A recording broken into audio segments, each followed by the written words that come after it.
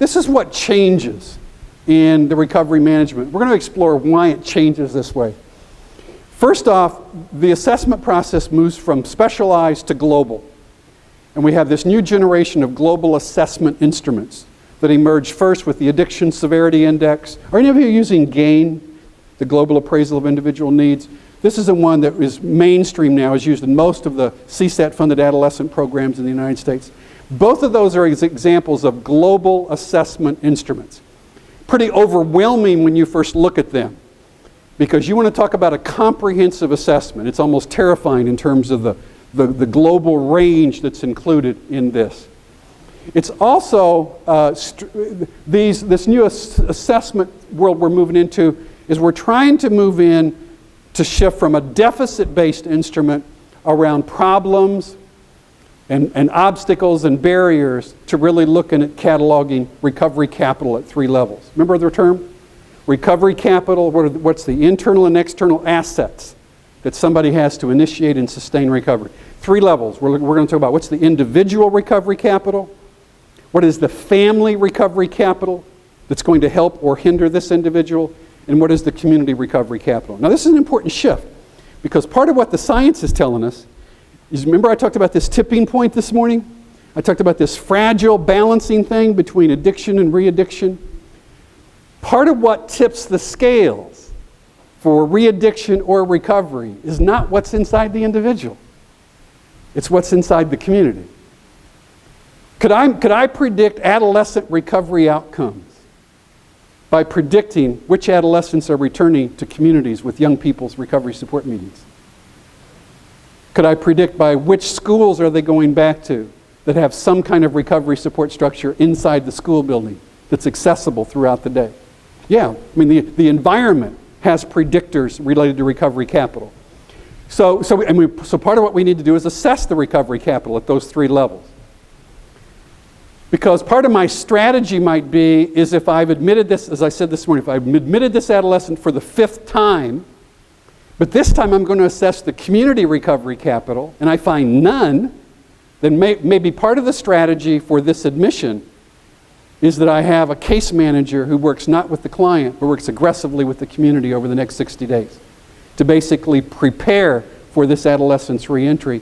We're actually at a point where we're sending recovery coaches home with kids. What do you think of that? In other words, if we're having this huge gap where you fall off the table between treatment and the real world, why don't we send a recovery guide to be a personal consultant with somebody in the first 72 hours as part of their reentry and do daily telephone coaching as part of that process? Or can we arrange for peer recovery supports within that community who will take over that function? Greater emphasis on self-assessment versus professional diagnosis. Scope of assessment includes these 3 domains. This piece is critical. The assessment process is not an intake function. It's continual. In fact, in the best of all possible worlds, if we're recovery focused, we may actually have less assessment work up front because the focus is not on assessment, the focus is on relationship building. Are you with me?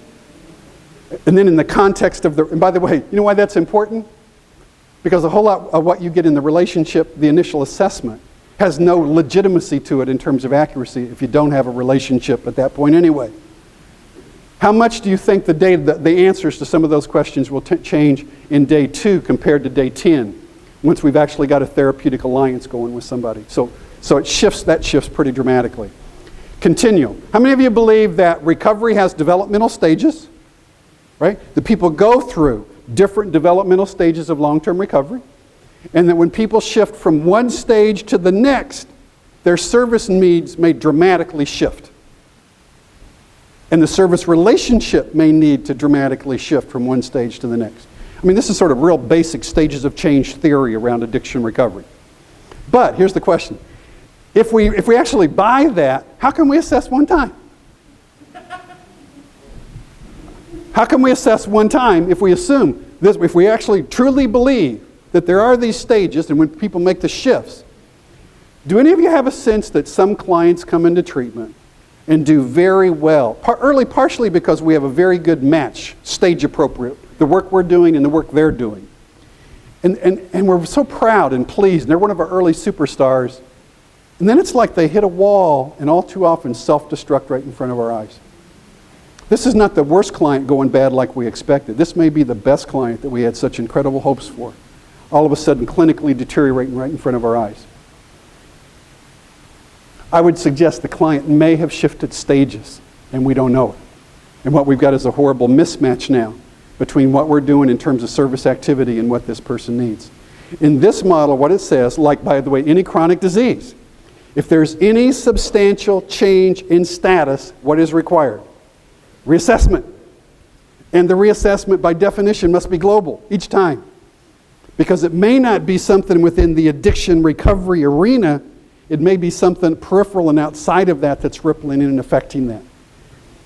The reason that all assessment must be global is in chronic diseases we have this little parable, and it says this. Chronic diseases beget other acute and chronic diseases. Do we know that over time? Think about diabetes. If I have diabetes for any length of time, what do we know about it? I mean, even under the best of conditions, how vulnerable am I to an incredible range of collateral, physical disabilities and problems?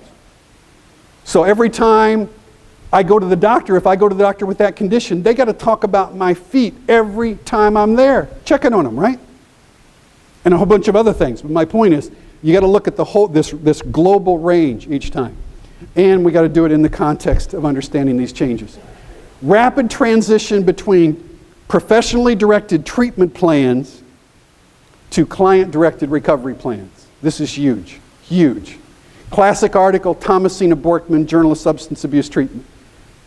Title of the article is Recovery Planning Different than Treatment Planning? And her conclusion is, it is radically different. And so if you want to know about recovery planning, it's Thomasina Borkman, Journal of Substance Abuse Treatment. I think the year was 1994, I think. But it cited many of the monographs, so you'll be able to get it. The recovery plan is client-generated. If we're very nice, they will give us a copy. In contrast to the treatment plan that we coerce them to sign to create the illusion that they've actually had some kind of participation in it.